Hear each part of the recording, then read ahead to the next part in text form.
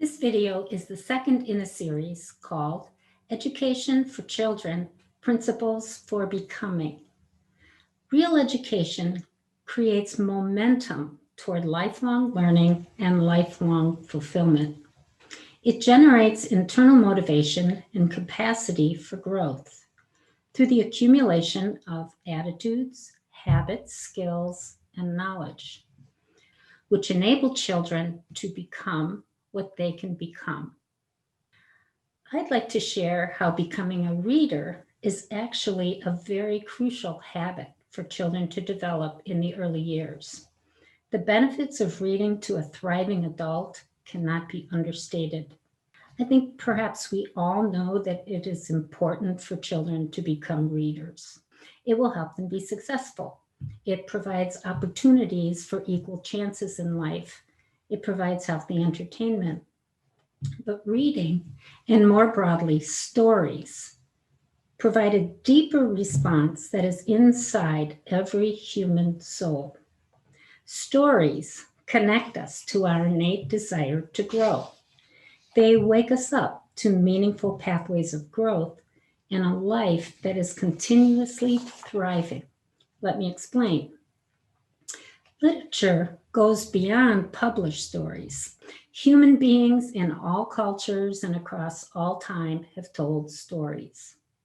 The grandfather tales, the stories learned while sitting on grandmother's lap, stories heard around fires, in tents, and all manner of homes. Myths, legends, ballads, fables, values such as honesty, kindness, and diligence embedded in the folk tales of every culture as a way to teach children how to grow properly. Stories have created inspiration and pathways for children across cultures and time because the instinct of their power is innate and it is universal. Human beings by nature possess a vital spark that drives them to wonder and to imagine in order to create their lives. The capacity for curiosity and growth is within human beings by nature. Stories have the power to uplift the imagination and set children on this pathway.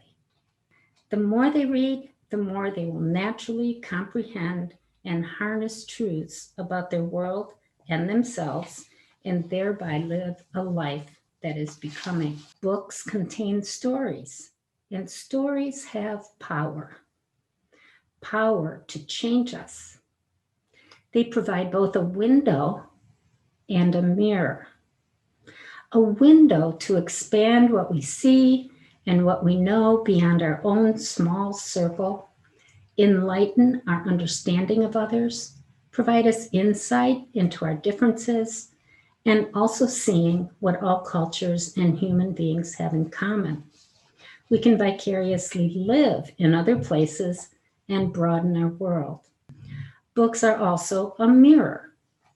They challenge us to consider our attitudes towards others, to deepen our empathy for others, and to learn from others. What we witness in a story causes our hearts to expand, allowing kindness and virtue to have more room. We have a living reflection of our own lives. Books will play a crucial role as a pathway for the rest of our lives as we seek for ourselves not a stagnant life, but a becoming life. When I look back, the book Jane Eyre by Charlotte Bronte provided me a pathway for the rest of my life. Her life was a window for me. As a young girl, she lived in an orphanage surrounded by cruel adults who belittled her. But she kept a fierce hold on who she was. She opened my eyes to the possibilities of doing that. Later, as a young governess, she remained in simplicity with no pretentious striving when rich and beautiful women outshined her. I think it was there in my soul to help me navigate cliques and mean girls myself. And she did not compromise herself, even at the cost of leaving the man she loved. Subconsciously, in my in my heart, and my heart talked to me throughout the story. Yes, that's what I want to be. If books then have such a powerful influence on how we grow, change, and expand in our human lives, we have to look at the implications for education. A good education is one that views reading as a critical goal, not just the teaching of reading as a subject that a child takes in order to arrive at a certain level of competency. Children must not only learn to read, they must become readers. A reading life is such a key to a thriving life for all human beings that all children must be set on this pathway of growth. Becoming, creating ourselves is an open process. That's why one of the key qualities of a good reader is to read with a wide awake mind. When children are exposed to good books early in life, they can be guided to read this way. Teachers and parents can give them opportunities to share the windows and the mirrors a good book is presenting. Young children have an innate ability to imagine what is happening in a book and an innate desire to want to expand their world and their understanding of themselves. As children read more independently in the middle school years, this natural process deepens. The role of teachers and parents is to continue to provide books and time for this process, and also to model, train, and wake up the thinking process and habits of mind that will enable students to unleash the power of story for themselves and their growth. They provide opportunities for steady, frequent reading, discussing stories, and hearing stories. They find vehicles for every child to develop their own reading life. Classrooms can be filled with books right at students' fingertips. Students regularly read during class time. Reading is assigned as homework. This is also a great help to parents who want their children to read but don't know where to start. My mom regularly took us to the library. I could walk along the shelves, browsing, experimenting with what I liked. I discovered mysteries. Nancy Drew was an introduction to books in a series, so there was always the next book. I established a personal reading life at a very young age, thanks to libraries. We see as adults and budding readers also discover that nothing has to be sedimented in our way of thinking and being. Growth continues to be an open process. Books can portray common human experiences such as tension or unrest, fear and shame, and they can be a nudge in our intuition to see the heart of an issue, stretch us to reason through it, or even just identify what we cannot change. I like this quote by James Baldwin. You think your pain and your heartbreak are unprecedented in the history of the world, but then you read. It was books that taught me that the things that tormented me most were the very things that connected me with all the people who were alive and who had ever been alive. Through books, children experience the people, ideas, events, and feelings that make existence comprehensible.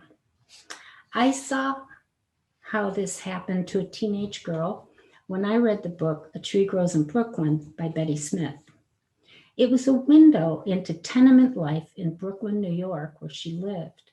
Deplorable living conditions, often in disrepair, poor ventilation.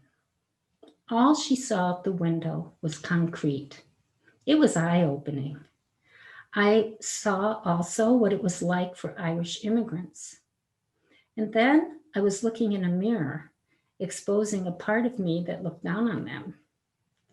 The book took away a sweeping general prejudice and introduced me to specific individual human beings, working hard for a better life, hewing out wisdom from their hard lives. And I saw a girl who wanted to be a writer. By perseverance through a tough road, she began to blossom. And she saw a tree growing in a crack in the sidewalk outside the tenement window. Sheesh, I said to myself in the mirror, look at all the opportunities that surround you, and do you persevere to pursue what's in you? In classrooms, personal connections are strengthened when teachers guide children to focus on the literary elements of character and theme.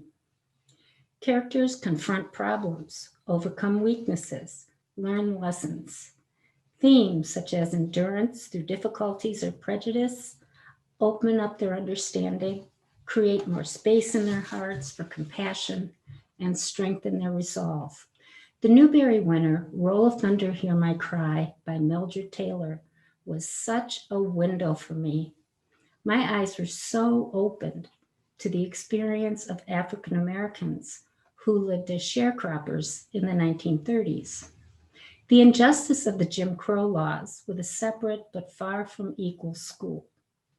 Living with the presence of ugly and brutal racism overshadowing life. The 12-year-old protagonist who was enraged by it, and throughout the story, her pa and her ma taught her how to react wisely and how to maintain the integrity of who she was and what she could become. A book like this uplifts children to meaningful planes of life. Embedded in their imagination are ways to live and ways to live for others.